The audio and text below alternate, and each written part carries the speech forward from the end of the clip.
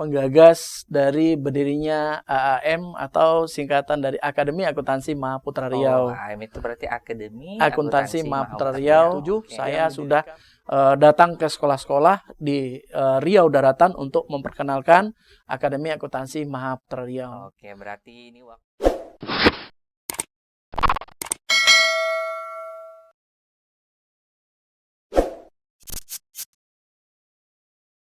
Assalamualaikum warahmatullahi wabarakatuh. Waalaikumsalam warahmatullahi wabarakatuh. Halo Sobat Kampus, dimanapun Anda berada. Jumpa lagi bersama saya Safrizal di program Bincang-Bincang pada ruang podcast Mahaputra.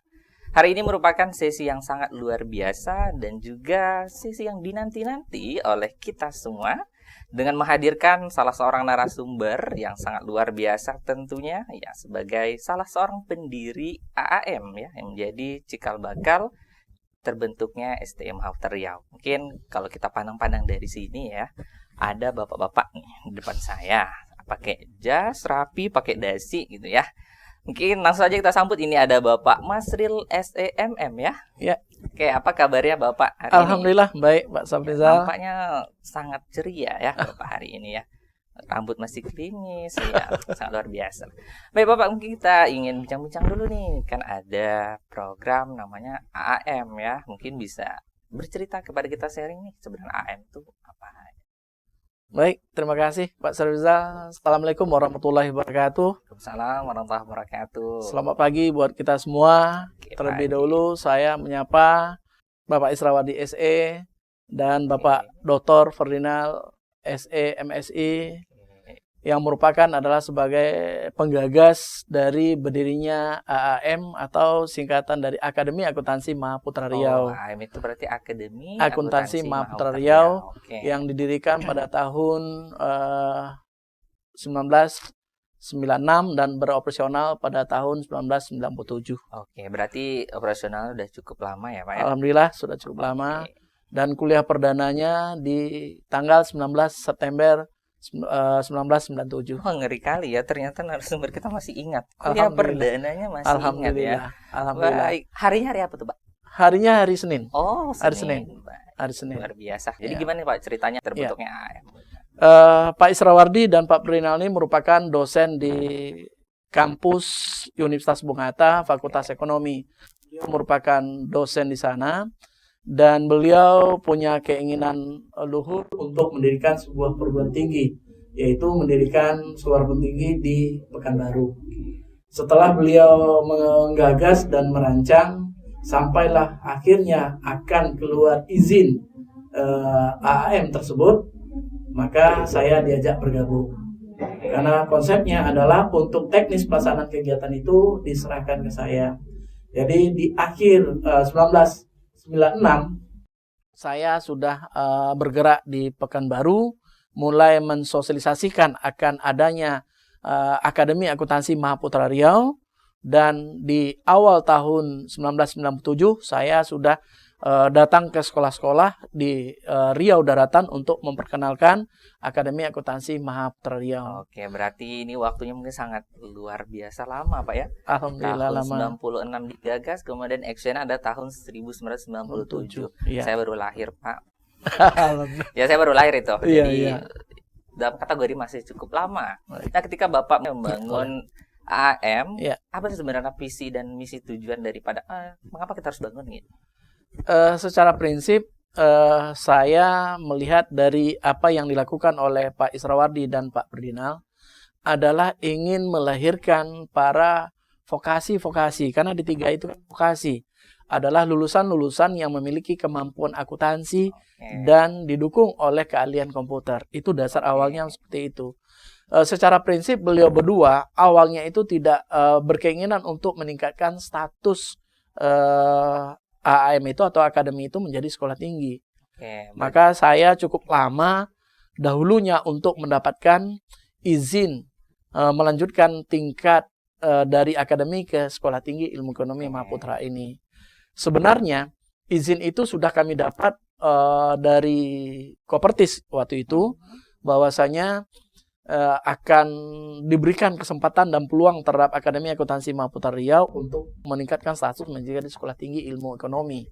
Tetapi karena basicnya keinginan beliau berdua ini ingin melahirkan tenaga kerja yang siap pakai vokasi, beliau tetap akan bertahan dengan D3-nya. Oke, berarti programnya adalah khusus pendiri ini. Oh, lulusan kita ini harus punya skill Siap, politik betul khususnya sekali. di bidang komputer. Betul sekali Pak Saud, didukung. Oke, Ya. akhirnya mengapa nih jadi tadi cikal bakal kok terbentuk di STM Material? Tadi kan alasannya Iya, adalah Bapak benar. berkata, oh ini khususnya untuk kita yang program D3, vokasi, lulusan kita adalah khususnya untuk yang komputer, siap bekerja ibaratnya lulus dari program D3-nya ya Pak ya di AAM. Nah, ini mengapa kok terbentuk menjadi STM Material? Nah, inilah namanya sejarah.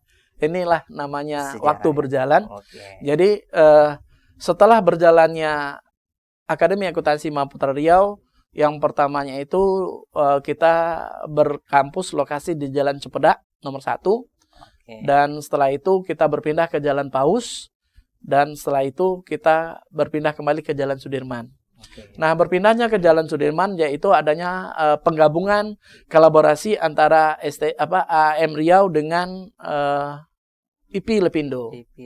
Nah, kebetulan IP Lepindo berada di Jalan Sudirman. Nah, setelah kami bergabung di akhir atau minggu terakhir di tahun 2009 dengan IP Lepindo, di awal tahun 2010 kami menyampaikan kepada Pak Amrizal selaku Direktur Utama IP Lepindo bahwasanya kami sudah mengantongi izin lolos mutu untuk melanjutkan akademi ini menjadi Sekolah Tinggi Ilmu Ekonomi Mahaputra. Jadi dengan pemikiran kami bersama, termasuk juga Pak Menhar, Pak Amrizal dan kawan-kawan yang lain, juga Pak Zubir, Pak Eli waktu itu juga, Pak Boy, dan akhirnya dapatlah sebuah keputusan kita akan memanfaatkan surat yang akan habis. Ya, jadi akan habis pada tahun 2012 itu. Jadi 2012 itu adalah akan habis masa akhir dari surat izin yang sudah dikeluarkan untuk melanjutkan. Kalau seandainya pada tahun 2012 itu tidak jadi diurus STIE-nya, maka surat izin ini akan hangus. Itu sudah 5 tahun kami menyimpannya. Oke, berarti ini Pak pekerjaan deadline seperti itu. Ya, kalau pekerjaan deadline besok terakhir hari ini dikumpul kan. Arahnya kayaknya mungkin entah pengalaman, entah apa kondisi seperti ini juga banyak terjadi dalam kegiatan-kegiatan sehari-hari ini Pak Safrizal. Jadi ya kadang-kadang memang memicu kita juga mau berbuat seperti itu. Jadi dengan adanya keputusan bersama seperti yang saya sampaikan tadi, akhirnya segala persyaratan dan langkah-langkah kami lakukan. Pas waktu muda-mudanya kali masih semangat-semangatnya kali ya. Masih semangat ya Bapak. Alhamdulillah tetap semangat. Oh, luar biasa ternyata Bapak Mas Roli ini. Baik. Ada program STIE ya. Udah berarti jalannya di tahun 2012. 2012. Jadi setelah berdirinya ada STIE dari perubahan dari AAM kemudian menjadi STM Mahaputra, apa yang digaungkan sih untuk peserta didik kita? Iya. Mungkin pada kesempatan yang berbahagia ini saya lebih melihat kepada AAM-nya Pak Safrizal, AM-nya. Karena selama ini saya banyak mendapatkan para alumni-alumni, stockholder yang selama ini pernah bergabung atau terlibat di AAM, banyak mempertanyakan, AM itu sudah mati ya? AM itu sudah nggak ada ya? Karena memang sudah tidak ada lagi namanya AM. Kalau dulu orang bilangnya AM. Tidak Akademi Akuntansi Mahaputra, tapi AAM. Sampai-sampai ada yang mengistilahkan AAM itu adalah Akademi Akuntansi Masril gitu. Karena orang tahunya Masril. Bapaknya Masril ya. Kebetulan. Jadi AM itu ada yang menganggap ini Akademi Akuntansi Masril ya. Oh, bukan, Akademi Akuntansi Mahaputra. Oh, itu berarti nama Bapak famous. Terkenal ya. Sampai saya ini juga kan orang Riau juga udah kenal ya namanya Pak Masril. Sebut saja nama Pak Masril, kalau kita kesesat kayaknya udah bisa. Alhamdulillah. Pak, kalau saya belah pinjol sama Pak Masril bisa nggak? Terima kasih. Saya bahaya ya Pak. Oke, baik. Tapi luar biasa nih Bapak selaku ibaratnya actionnya dari AM kemudian menjadi cikal bakal di STM Mahaputra Riau. Nah, kalau berbicara tentang lulusan kita, Pak, alumni kita bagaimana nih Pak? Kalau untuk AM, ya saya kembali kepada AM terlebih dulu Pak Saf. Baik. Kalau untuk AM, kita boleh garansi untuk lulusan AM itu untuk kebetulan karena dia D3, maka klasifikasinya memang untuk D3, itu kita tidak kalah di tahun-tahun meluluskan mahasiswa kita setelah kita menyelesaikan pendidikan. Kebetulan pada masanya AM, mahasiswa kita itu harus mengikuti ujian nasional. Oke. Jadi UN gitu ya. ya ujian yang harus diadakan di Kopertis gitu. Oh, Kopertis. Ya, Oke. ujiannya harus diikuti, ya, harus diikuti Pancasila, bahasa Indonesia Oh, itu. berarti kayak sistem kita sekolah gitu ya? Iya, Ujian nasional. Oh, baik. ujian nasional ya. Oke. Jadi yang mengadakan tuh Kopertis tentunya. Kopertis. Jadi kalaupun sudah lulus lokal, itu belum tentu bisa kita wisuda kalau dia belum lulus nilai ujian negaranya. Jadi istilahnya ujian negara. Oke. Kalau Ujian kita sekolah negara. ada UN-nya. UN-nya, ya, ujian negaranya. Jadi pada saat 3 tahun selesai, itu wisuda perdana kita hanya 10 orang. 10 orang. Ya, sebenarnya pada saat angkatan itu semuanya itu sudah selesai. Tetapi dia tidak bisa wisuda kalau seandainya ujian negaranya nggak lulus. Oke. Maka Berarti kebutuhan terakhir ada di ujian negara.